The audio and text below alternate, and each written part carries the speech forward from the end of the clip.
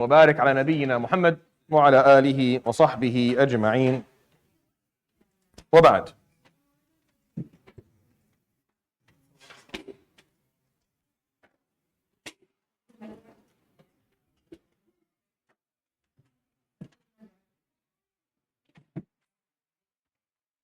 Find where we stop here in terms of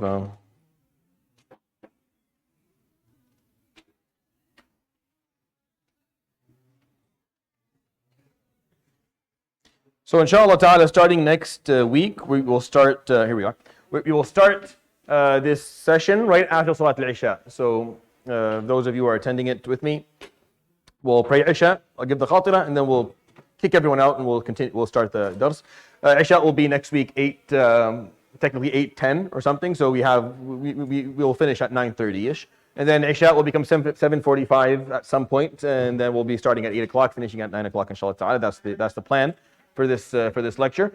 Today I'll run for 20 minutes, and then after Isha we'll come back for 10-15 minutes, just a quick kind of wrap up, and then the week after we'll just start right after Isha. So the 10 minutes between 8 o'clock and Isha will just be, whatever you want to do inshallah ta'ala. So, and I'll send that in I'll email people and send that in the group inshallah ta'ala. All right.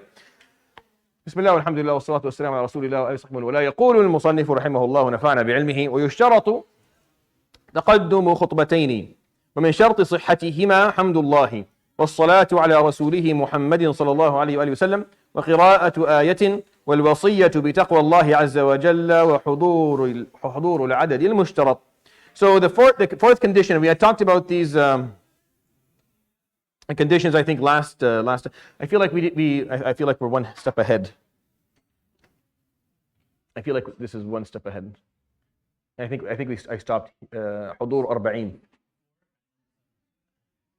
Like on the previous slide. Yeah. And then there was that condition of some delivered by someone fit to lead. No, I think we talked about the fact that the beginning of the timing is after Salat al-Eid. Didn't we talk about that last week?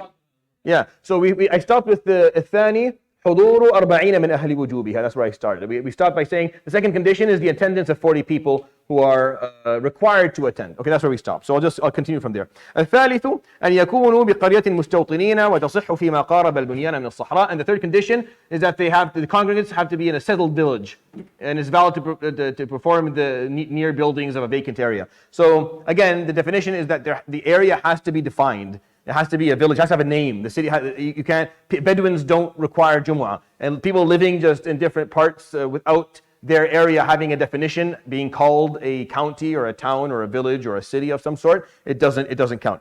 فإن نقصوا قبل إتمامها استأنفوا ظهرا. And then if the number falls short of 40 before finishing, they start as the noon prayer and do not complete it as Friday prayer. So the Imam, if he's thinking that 40 people are going to show up, he can start his khutbah. Right? If at the end of the khutbah, before they pray Salat al-Jumu'ah, he doesn't have 40 people, they pray it Dhuhr. They pray it a 4 rak'ah Dhuhr. So the Imam can give the khutbah if he thinks most likely 40 people are going to show up. This is the Hanbali madhab, obviously. The Hanafis don't require 40, but this is what the Hanbalis believe, and this is what their ruling on this matter is. So if he thinks it's going to be 40 people, then he can give the khutbah. And if by the end of the khutbah there's no 40 people, then instead of praying Jumu'ah 2 rak'ahs, he actually prays a full Dhuhr. ومن أدرك مع الإمام منها ركعة أتمها جمعة وأدرك أقل من ذلك أتمها ظهرا إذا كان نوى الظهر. So if someone, whoever prays one prayer cycle with the Imam finishes as if the Friday prayer. So if you came late to Jumu'ah, but you caught with the Imam the second rak'ah, you caught the second rak'ah, you meaning I was reading or I was doing ruku' and you caught the second rak'ah, then you pray only Dhuhr, 2 rak'ahs. You pray Jumu'ah only 2 rak'ahs. If you come in and you pray less than one prayer cycle, you complete as if it is Dhuhr. Meaning, if for the Hanbalis, if you come in for Jumu'ah and all you catch is the sujood, for example, of the second rak'ah or the julus of the second rak'ah, you didn't actually catch a full prayer cycle with the Imam, you pray 4. You pray 4. And even if you made the intention Jumu'ah because you weren't sure, let's say you came in, they're making sujood. You don't know if it's the first or second. So you make takbir and you attend Jumu'ah. And then you find out that this is the second rak'ah, so you missed everything. Then you actually, your intention can be changed to Dhuhr and you pray 4 rak'ahs because you didn't make it. All right. And the fourth condition, which I just read a moment ago, The fourth condition for the validity of the Friday prayer is that it must be preceded by 2 sermons. You need 2 khutbahs. So khutbah al-Jum'ah is basically 2 khutbahs. Between each khutbah, between the 2 khutbahs, there is a small sit down and a small silence, right? So the preconditions of the sermons, and this is not the most strict of the conditions. The Shafi'is have the most strict conditions for Jum'ah khutbah, and then the Malikis, and then the Hanbalis, and then the Malikis, and the Hanafis who have the least strictness when it comes to the requirements for Jum'ah prayer. Their strictness, the Hanafis' strictness, is just the language. The Hanafis don't allow for Jumu'ah to be taught or given in any other language aside from Arabic, regardless of whether people understand a word of Arabic or they don't. So their strictness is not in the preconditions or pillars of the Jumu'ah khutbah, but rather in the method of delivery. So the language is one. So what are the preconditions that the Hanbalis have? Number one, the hamd of Allah subhanahu wa ta'ala. So any form of praising Allah subhanahu wa ta'ala with any wording. The second one is salah ala nabi sallallahu alayhi wa sallam, the performing salah upon the Prophet alayhi salam. The third one is reciting a verse from the Quran. Any verse suffices. It doesn't have to be a specific ayah that is repeated. Any ayah is recited in the khutbah is enough. Number four, al-wasiyya bi taqwa Allah azza wa jal, offering advice of piety or of mindfulness of Allah subhanahu wa ta'ala, or fearfulness of Allah's majesty and might. And these are the integral, are required for each of the 2 sermons. So every sermon for the Hanbalis, both khutbahs, should have some form of hamd, an ayah recited, salah ala nabi alayhi salatu wasalam, and a reminder of taqwa. They don't require you, the Hanbalis don't require you to say, usika bi taqwa Allah specifically. They don't require you to say, I remind you of taqwa. What you're saying should remind people of taqwa. So it doesn't have to be the wording, it just has to be the concept that is there, not necessarily the wording. All right. And then the 5th condition is the minimum number 40 attending. They have to be those who are required to attend. It can't be 20 men and 20 women, or 20 men and 20 children. It has to be 40 men who are residents of the area. It can't be 35 men who are residents and 5 who are travelers. The travelers don't account either. You need 40 who are residents of the area. He offers a few more these conditions here. He offers these the rest of them. So he says the time, meaning you have to pray it within the specified time from Ba'al Salat al-Eid time until the end of Dhuhr time, which is Asr. For the Hanbalis, you have to be within that time. Being delivered by someone who is fit to lead the Friday prayer. The person who's leading it has to be fit to lead. Has to be someone who. And what is fitness to lead? The person has to be able to recite the Fatiha appropriately. They have to have the knowledge, and they have to have the permission of a scholar or of the Khalifa or someone. Like leading Jumu'ah requires permission. It doesn't. You don't just lead Jumu'ah, especially not on a central minbar. Maybe at a school or at a university or within a smaller, like in other. But a central Jumu'ah, a Jumu'ah of a population of people, requires permission. Permission from a scholar who is well known, or the Khalifa. We don't have a Khalifa or a Wali or an Imam anymore, so you need permission of scholars, and that's how we were taught. Like I didn't give khutbah Jumu'ah until I was offered permission by 3 of my teachers to do so, and it was as needed. At least for the first number of years. So this idea of, so people can train on smaller scales, train to do Jumu'ahs in schools, and sometimes the girls will give it. This is fine because these are, they don't qualify as the Jumu'ah of the city itself or the Jumu'ah of the population or the community of Muslims. But once it's a societal Jumu'ah, so it's on a minbar or a masjid or main masjid, the person has to not only be fit, and they have to be fit, and a part of that fitness is the permission that they get from their teachers or the scholars or to offer this. Being audible, so that minimum number hear it in the absence of anything preventing it from being audible. So the khutbah has to be audible by the 40. The 40 people have to be able to hear what's being said. And the intention, meaning the intention of Jumu'ah has to be there. If you didn't, if the Imam is not attending Jumu'ah, you're not attending as an attendee Jumu'ah. So if you just came to attend the dars, it doesn't qualify as Jumu'ah unless you intended it. And the minimum number of congregants or residents, and the immediate consecutiveness between them, the 2 sermons and the prayer. So there's always a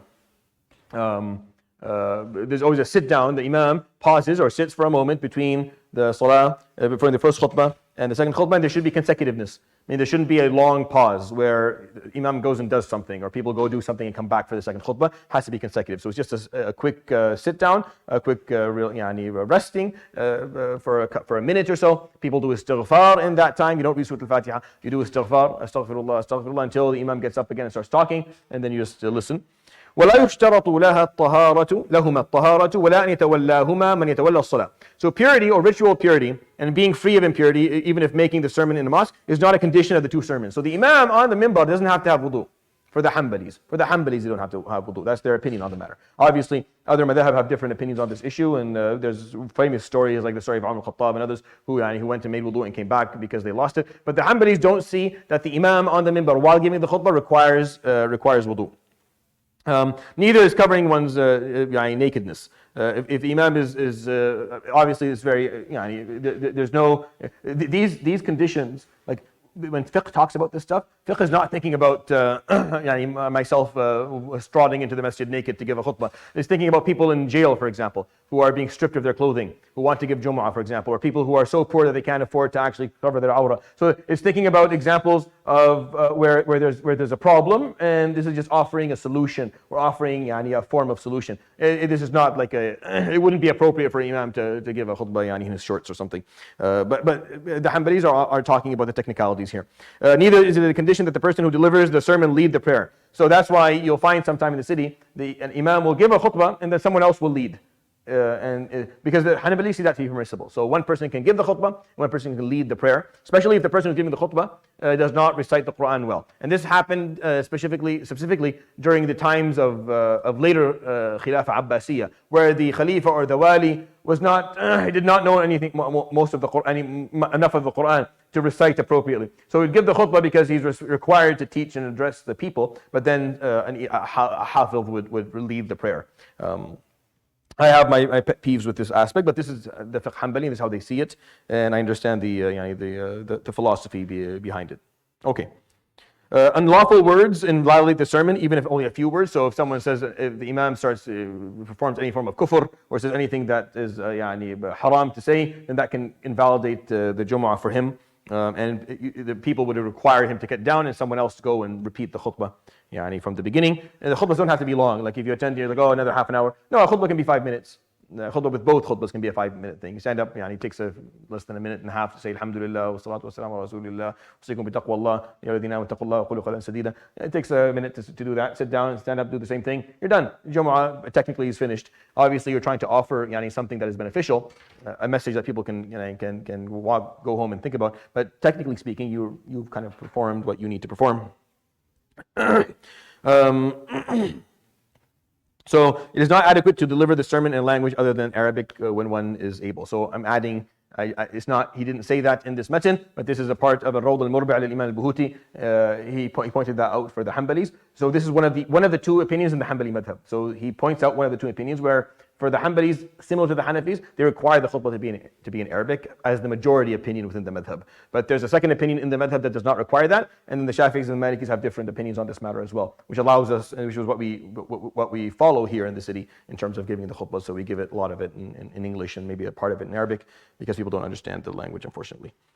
ومن سننهما أن يخطب على منبر أو موضع عال ويسلم على المأمومين إذا أقبل عليهم ثم يجلس إلى فراغ الأذان ويجلس بين الخطبتين ويخطب قائما ويعتمد على سيف أو قوس أو عصا ويقصد تلقاء وجهه ويقصر الخطبة ويدعو للمسلمين. So the recommended actions for Jumu'ah al-Khutbah, like for the sermon, are the following. Number one, delivering it on a pulpit or a platform. So the sunnah is for it to be a little bit high. That's the sunnah. For the Hanbalis, they see the sunnah that you stand on a minbar, a place where it's a little bit high so people can see you. You shouldn't be on the same level unless it's a very small group, so there's no point. But the sunnah is for there to be a little bit of a higher position. The second sunnah he points out here is saying Assalamu alaikum. Here, I'll just move this. I forgot to move this forward. There we go. Saying Assalamu alaikum before facing the believers before he starts the khutbah, and then waiting for the adhan. So just like we do it here. There's no what we do here is exactly what we're talking about. There's almost no difference to that specifically at all. Sitting between the two sermons, the imam is sunnah for him to sit. Doesn't have to sit, he can just pause, but he is sunnah to sit. Delivering the sermon standing while leaning upon a sword, bow or a staff. So the sunnah is for the imam to have something that he has in front of him. The Prophet ﷺ كان يعتمد على السيف. He would have his sword عليه الصلاة والسلام. And then the scholars who came after him, they had a staff, like a asa. And this is just based on the method of oration for Arab. The Arab's method of oration is very specific, by the way. The Prophet ﷺ followed in many of his khutbahs the Arabic method of giving khutbahs, of giving sermons. So that kind of heavy rhythmic voice, Alhamdulillah, thumma alhamd. This is how the Arabs would give their sermons. It's not like we don't make this up as we go along. This is how the Prophet ﷺ would give the sermon. The Prophet ﷺ would be like, if you spoke to him outside of Jumu'ah, it was very, very calm. It was very, very, he had a low volume, and he spoke slowly, alayhi salatu wasalam. So the opposite of me, 100%. So he did it all much better. But then he got on the minbar, alayhi salatu wasalam, and his voice would become much higher, and the tone would become much more intense, and the speed would go up a little bit. He would be a bit quicker, and his face would turn red, meaning he would be putting a lot of effort in what he was saying, alayhi salatu wasalam, and he would do it in that rhythmic, Arabi, and the way is that you would always be reclining with both your hands or one of your hands on a staff or a bow of or a sword, and that's how it would happen for many years. We don't do that here because we don't want to go to jail, but that's really the way that it's supposed to happen. The fifth condition is making eye contact. So the imam should be looking at the people he's talking to. He should not be staring at walls or looking down when he's giving the khutbah Jumu'ah. He should be actually making eye contact. The sunnah is to keeping the sermon brief, with the second being shorter, so they should be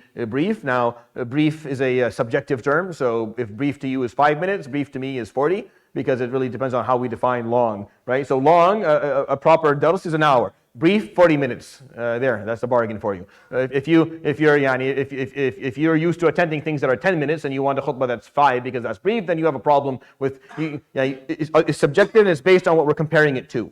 Right? So Jumu'ah has to have a message in it. You can't expect an imam to give a message in both languages that is going to help move the hearts and provoke thought in 10 minutes. That's insane. It's impossible. You can't make a point in 10 minutes. You can't make a point that's worth listening to in 10 minutes. You have to be able to explain something and allow people to comprehend the topic.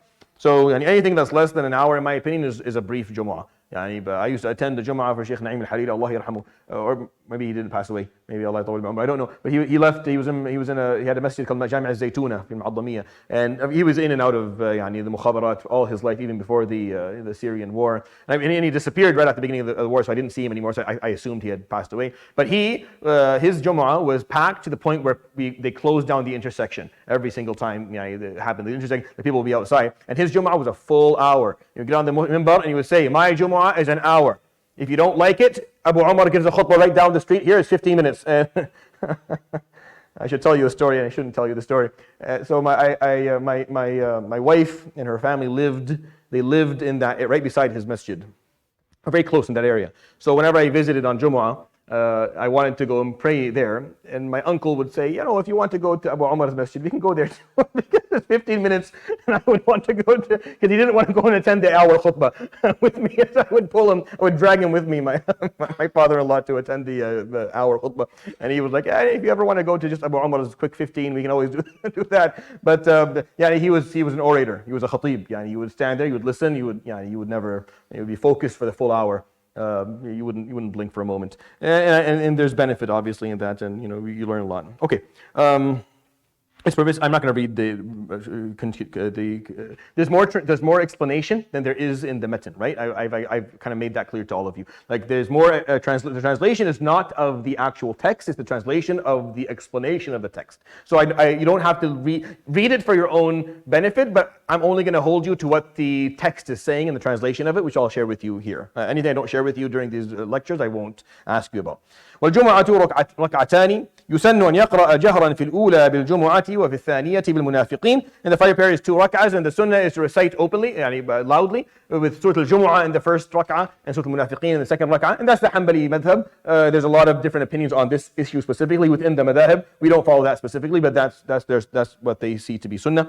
وتحرم إقامتها في أكثر من موضع من البلد إلا لحاجة فإن فعلوا فالصحيحة ما باشرها الإمام أو أذن فيها فإن استويا في إذن أو عدمه فالثانية باطلة وإن وقعتا معا أو جهلت الأولى بطلتا. So this is a very important piece that explains again that Jumu'ah is not just a ritual, or it's not seen as a pure spiritual ritual. It's actually a form of organized community leadership. Like there's an aspect to it. And here's it's unlawful to hold the Friday prayer in multiple locations within a land unless there is a need. There has to be an absolute need. I mean, there has to be that we cannot fit people in certain masajid. If you can fit, if there's enough space, having to is haram. Needs like regions being far apart due to the area's vastness, mosques being far apart or too small, or the congregation fears strife of some sort, then that's it. In that case, it's lawful to have more than one. If they do pray in multiple locations without need, the prayer that the imam participated in or gave consent for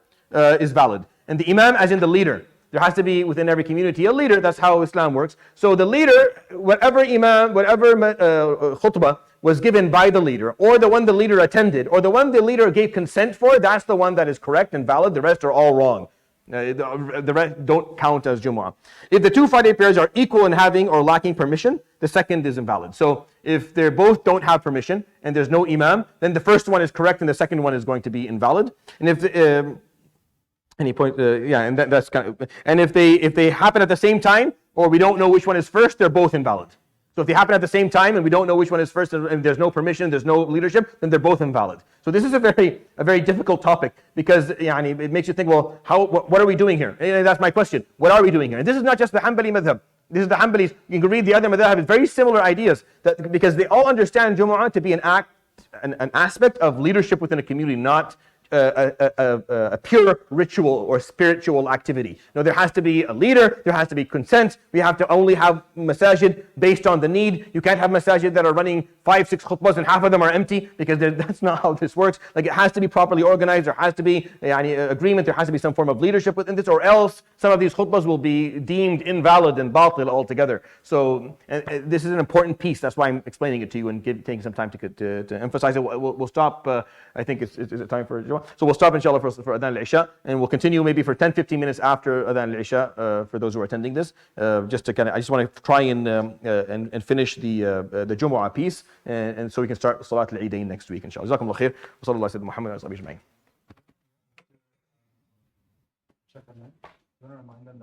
Of Jumu'ah, just so I can pace this course, because I feel like we're falling behind. We will make up for the missed time inshallah ta'ala once we start running after Isha, so we'll go for the hour and maybe a little bit more to make sure that we finish things on time. Let me just find where I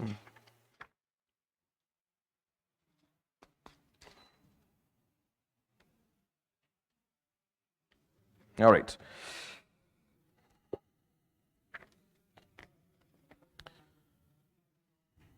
So I talked a little bit about two Jumu'ahs and the problem that comes with that. I just want you to know what's in the matan. I don't need you to know anything that I ranted about, but I'm trying to explain to you that when it comes to Jumu'ah prayer specifically, their understanding of it is not that this is just a salah, like we're just praying like a dhuhr or asr. No, this is an issue of communal organization. There's leadership involved, and that's why you can't just, not anyone can just give a khutbah, not any messenger can just run a khutbah. There's some organization to it, and that's why some of these rulings seem harsh. The reason that they're harsh is because it's not open game for anyone just to open a masjid and start doing al-Jumu'ah. There has to be a need, there has to be permission, there has to be an organization for this whole ordeal, which we lack here in the city, and that's one of my pet peeves of how Jumu'ah is run in general in the Muslim Ummah, outside of the Muslim countries where there is some organization for it. Unfortunately, the organization for it in Muslim countries is horrible. And it's politically driven, but it's still organized. And I think something organized is better than something unorganized. Wallahu alam. So we'll continue inshallah. فقال وأقل السنة بعد الجمعة ركعتان وأكثرها ست. So the minimum recommended number of, I just need someone to maybe press it because it's not listening to me. Oh, there we go. Okay, perfect. So the minimum recommended sunnah salah after Jumu'ah is 2 rak'ah, and the maximum is 6 rak'ah for the Hanbali madhab. Obviously, I'm teaching you the Hanbali madhab in terms of these details. You'll find different details regarding these issues in other madhab, and that's fine. You follow whatever madhab you follow. But this is how the Hanbali see it. 2 is the minimum, 6 is the maximum. They don't go over 6. And it should be prayed at the site of Friday prayer. In contrary to how other sunnah prayers are prayed. So for Isha, for example, it's actually recommended that you go pray this sunnah at home.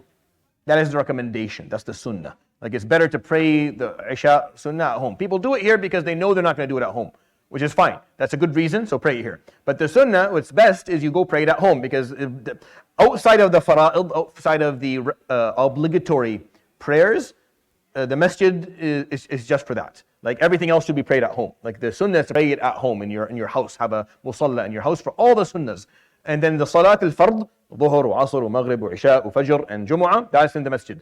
Taraweeh in the masjid. These are the ones that you do in the masjid, right? Kusuf and khusuf and istisqa and Eid in the masjid. Everything else you go pray at home. So except the sunnah of Jumu'ah for the Hanbalis, they say you should pray it in the site of Jumu'ah. So you pray Jumu'ah here, you pray your sunnah in the same spot that you pray Jumu'ah, and that's just their recommendation. ويسن أن يغتسل. Again, there's a lot of other explanation here that you don't have to know. I'm not going to, but you're welcome to read it, but I don't need it. ويسن أن يغتسل وتقدم ويتنظف ويتطيب ويلبس أحسن ثيابه ويبكر إليها ماشيا ويدنو من الإمام ويقرأ سورة الكهف في يومها ويكثر الدعاء ويكثر الصلاة على النبي صلى الله عليه وآله وسلم ولا يتخطى رقاب الناس إلا أن يكون إماما أو إلى فرجة. So it's recommended to bathe, do your ghusl before the Friday prayer. We talked about this before during his day. It's better. And it's recommended to groom oneself by trimming the mustache, trimming the nails, removing odors, trimming the lihya, using scent, meaning putting fragrances on, and be careful of what type of fragrances you use. Like the fragrances they used back then were all oil-based. Oil-based don't cause allergies. Alcohol-based do. So when you use an alcoholic-based fragrance, it's not haram, it's just it can induce allergies. So I work in a hospital. I don't think I put cologne on for years. Like for years, I just forgot to. You can't do it in the morning when you're going to work, and then you just don't do it ever. So it's something that it was kind of taken away from my life. I used to have like multiple. I used to like that. And subhanAllah, once you start working in a hospital, I have respect for patients and people. You don't put it anymore. But then I found out that if you use zayt based, they don't cause allergies, but we still can't use them in hospitals because of the fact that there's a lot of, especially in cancer care, where people get nauseous really quickly from anything, so I can't use it. So I just got used to never having that on, which is a piece of my life that I miss. But anyways, when you come for Jumu'ah, you should have a nice fragrance. Try to, if it's alcoholic based, don't make it too heavy because someone will start sneezing or get upset. But you can use something that is oil based, it's fine, and it usually it's not offensive. White clothing is best for Jumu'ah. It's the recommended. The Hanbalis recommend that, and also other schools of thought do as well. He doesn't talk about that here, but I thought I would add it to your information. It's recommended to walk to the Friday prayer early, to sit close to the Imam. So the recommendation is you leave early. If you know the Salah is 3:15, you come here half an hour early. You walk over if you're capable of walking. Obviously, if you're too far away, you don't do that. And then come and sit as close to the Imam as possible. So these are one of the problems I have in Jumu'ah. People come in and they go sit over there.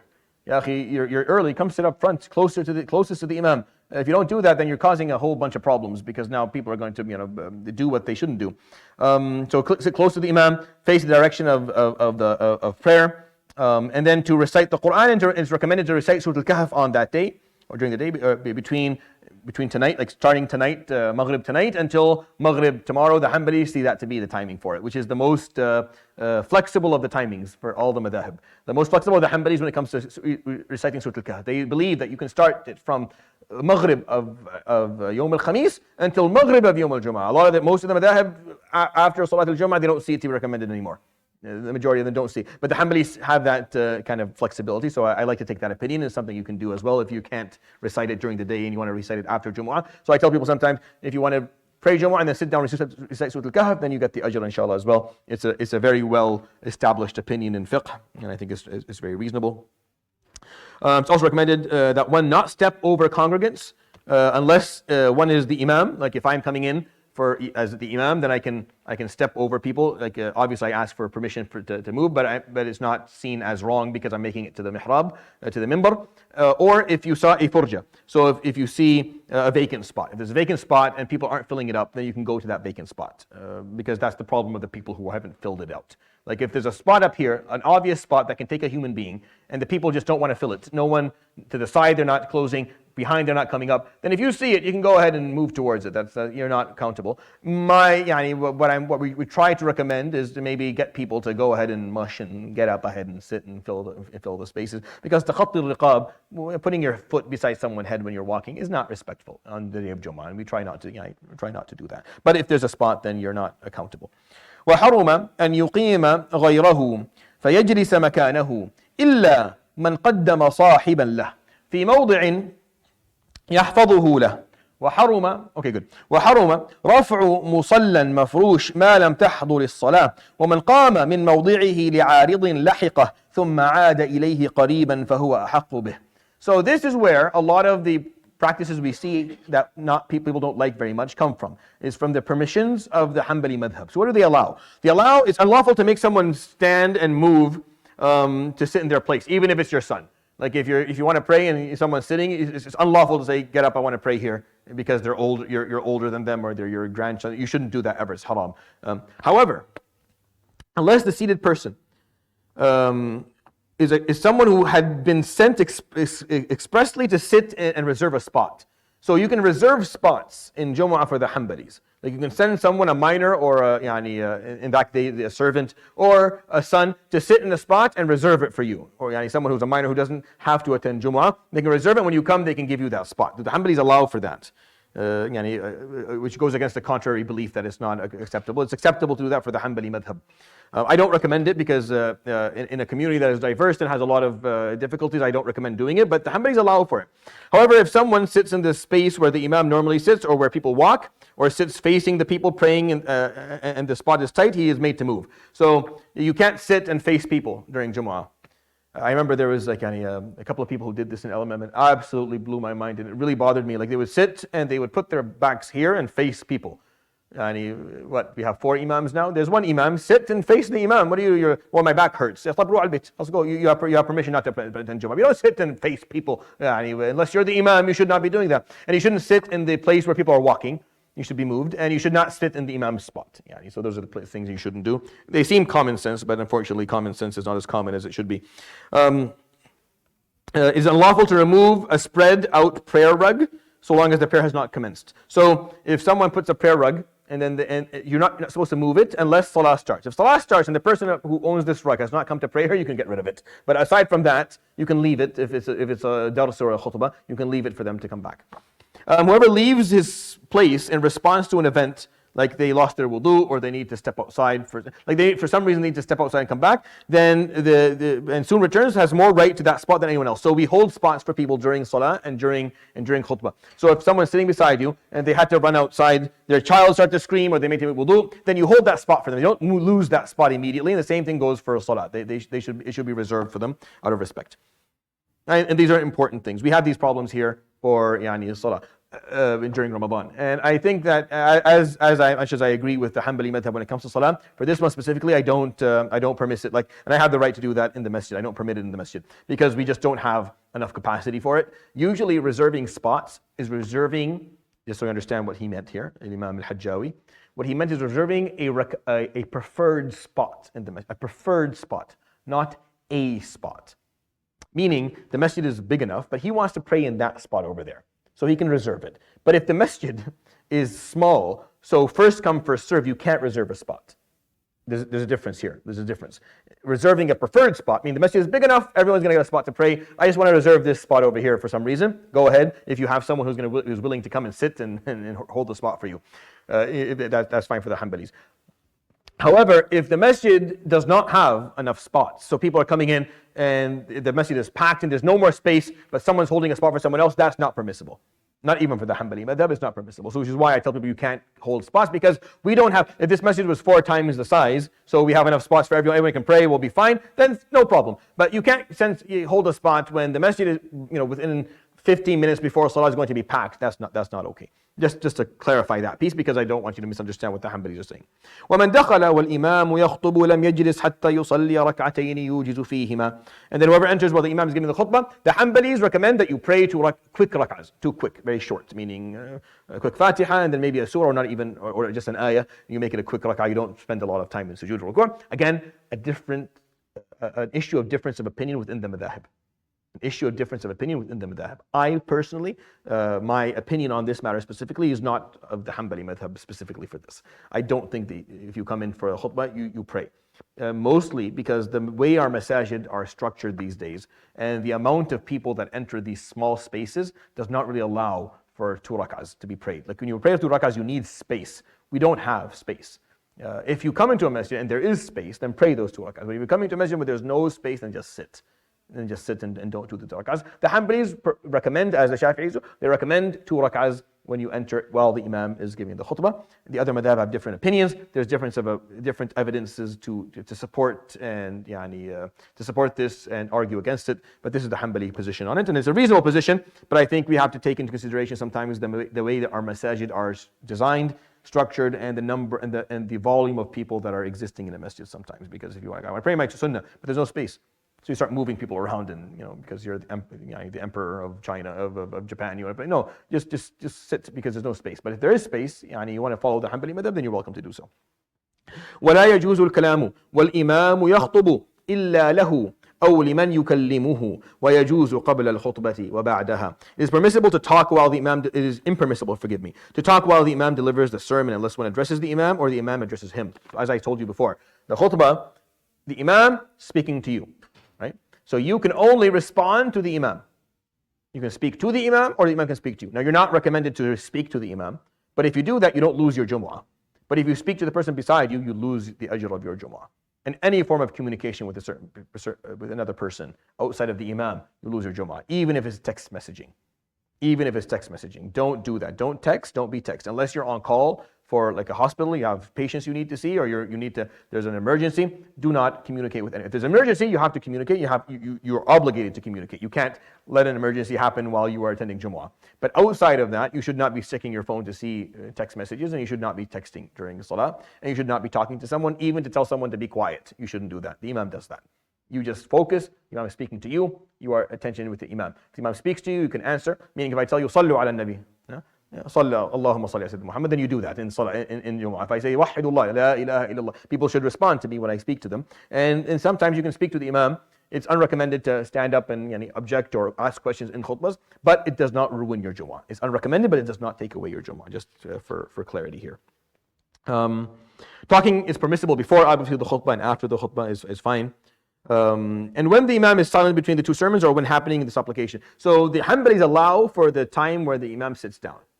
Like if you need to communicate something or if you need to send a message, then the Hanbalis allow for you to communicate when the Imam sits down for that minute. So if you need to get something out, do it then.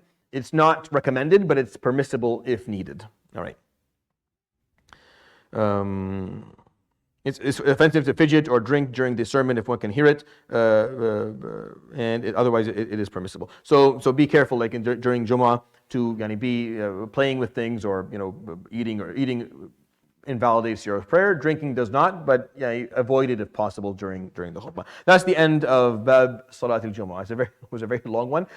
What's next is Salat al-Eidain. We will continue that inshallah next week. So next week inshallah we'll start right after Isha, and we'll run to 9:30 basically, so for around an hour. We'll inshallah conclude the ibadat piece of Zad al-Mustaqni' by the end of this semester. So it'll be a 2-semester course that covers the rituals of this text. Unlike the Shafi'i text that I taught, we're not going to get into the mu'amalat, we're not going to get into like inheritance and buying and selling. We may do that as a part of a second level or second degree Hanbali book in the future. It's just this book is too big, and I don't think I mispredicted how long it would take to actually read it. So we're just going to do the rituals piece, and we'll do it inshallah. We'll finish it by the end of this semester. If there's interest, I may survey you all. If there's interest of going through a few more chapters of this book as a third part to this, I may consider it. If not, we'll end with that, and we'll kind of allow the other chapters of fiqh to be taught through the Hanbali madhab on a second degree book, like because this is pretty much all you need to know about the rituals. Like it's a first level Hanbali text, but it has all of the stuff you need about rituals. You don't really need too much more about rituals. So we could probably jog through a rituals piece of another book and then focus on the inheritance and mu'amalat and other aspects of Islamic law. Wallahu a'lam. So and with that, we'll continue inshallah ta'ala. Subhanahu wa bihamdihi la ilaha illa anta astaghfiruka wa atubu ilayk. Wa sallallahu wa sallam wa baraka ala nabiyyina wa habibina Muhammadin wa ala alihi wa sahbihi ajma'in.